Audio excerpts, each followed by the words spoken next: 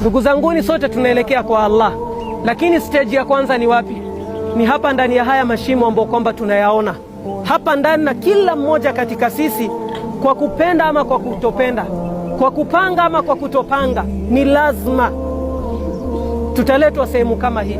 Na Mtume sallallahu alaihi wasallam alisema, kama yaliyo ndani ya kaburi hapa ndani, ukishukia hapa mara ya kwanza, kuna adhabu na kuna neema. Kwa yule ambaye kwamba alimhifadhi Allah, Allah anamhifadhi hapa. Kwa yule alimkasirisha Allah, hapa hana amani. Akisema ndo kwa sababu kaburi kama hapo utaenda kupata shida, jua siku ya kiyama ni shida zaidi. Na kama kaburuni ukikuja utapata neema, basi jua siku ya kiyama ni neema zaidi. Ndugu zanguni, ni swali tu, nani katika sisi hana uwezo akisikia adhana aende msikitini? Nani katika sisi hana uwezo wa yule msichana aliyenaye kama girlfriend yake kutumana wazee waende kwa babake wamzungumzishe, ukuwe naye kwa radhi za ambao kwamba ni wazazi wake? Nani katika sisi hana uwezo? Nani katika sisi hana uwezo wa kufanya kazi ya halali, asidhulumu Waislamu na wasiokuwa Waislamu? Nani katika sisi hana uwezo wa kutoa sadaka? Nani katika sisi hana uwezo wa kutendea wazazi wema? Nani katika sisi hana uwezo wa kusamehe watu ambao kwamba wamemkosea? Haya ni majuto ambao kwamba usipoyafanya unayabeba kaburini, na Allah anasema kalla, hakuna ambaye kwamba anaenda anarudishwa. Kwa hivyo ni kujiandaa, kujua labda naweza kutana na Allah leo jioni. Usikutane na Allah hali ya kwamba swala 5 hujaswali. Usikutane na Allah uko na haram relationship unaendelea nayo, na uko na wazee unaweza watuma kwa baba ya yule msichana uliye naye ukaweza kumuoa kwa njia ambayo kwamba inamridhisha Allah. Usiende kukutana na Allah hali ya kwamba uko na mzazi ambaye kwamba umemneglect. Usiende kukutana na Allah na wewe unaenda kufurahia ndani ya furaha ambazo kwamba zinamkasirisha Allah. Na ndugu zanguni, mtu anaanzia wapi? The first step ya kurudi kwa Allah ni wapi? Wallahi ni sala, wala ghair. Muislamu yoyote anataka kujirekebisha, tunaanzia na sala. Na wanatuambia ulama wetu, sala ikikushinda, saumu itakushinda, haja utafanya, hautaweza hata kufunga Ramadhani wala kukuwa mwanadamu mzuri. Kwa sababu gani? Pale kwa sala ndo Allah ameweka tiba yetu. Mara 5 kwa siku tunaitwa kwa Allah. Ni nani ambaye kwamba anasema Allah ni mpenzi wake na hataki kukutana na mpenzi wake mara 5 kwa siku? Kwa hivyo ndugu zanguni, sehemu ya sisi kuanza kujiandaa na hii sehemu ni kwa sala. Na Mtume sallallahu alaihi wasallam anasema hapa ndani ya kaburi, malaika wanapokuja kumwadhibu mtu, kuna baadhi ya mambo yanamtetea.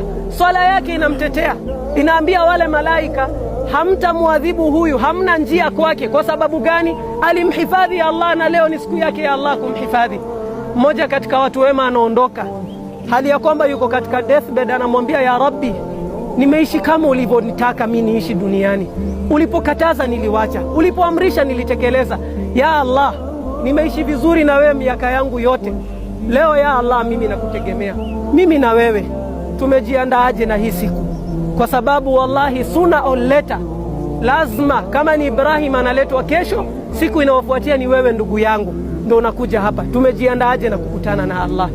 Aliondoka leo, it is not about her, it is about wale watu ambao kwamba wamebakia. Yeye yake imeisha, angaye amefariki akiwa Muislamu, si tutafariki aje? Na marafiki zako kama siku umefariki hawatasimama kwa safu kukuswalia wewe, kukuombea mbele ya Allah. Ndugu yangu, badilisha marafiki. Kama marafiki zako siku umefariki ni wale ukiwaangalia unaona hii ni ile mbogi itasimama nje ya msikiti, wallahi wewe hauna rafiki. Kwa nini tunasema vile?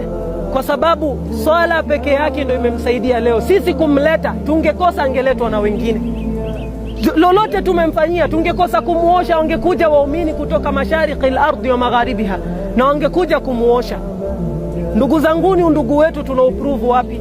Wakati unasimama mbele ya Allah, unamuombea ndugu yako kwa nyoyo ya unyenyekevu, ya Rabbi msamehe, kwa sababu kila anayeondoka akona mapungufu yake. Kila anapoondoka ndugu yetu, hakikisha njoo umswalie, hata afadhali ukose mengine, lakini hiyo dua usikose. Huenda leo unamkopesha Allah na Allah atailipa kesho. Wewe ukifariki, Allah atajalia kuna mtu ambaye kwamba atakuombea wewe. Na ndio maana ni nasaha kwanza kwa vijana wenzangu, aliondoka leo ni mtu ambaye kwamba yuko katika umri yangu na umri yako, kwa umri ya udogo.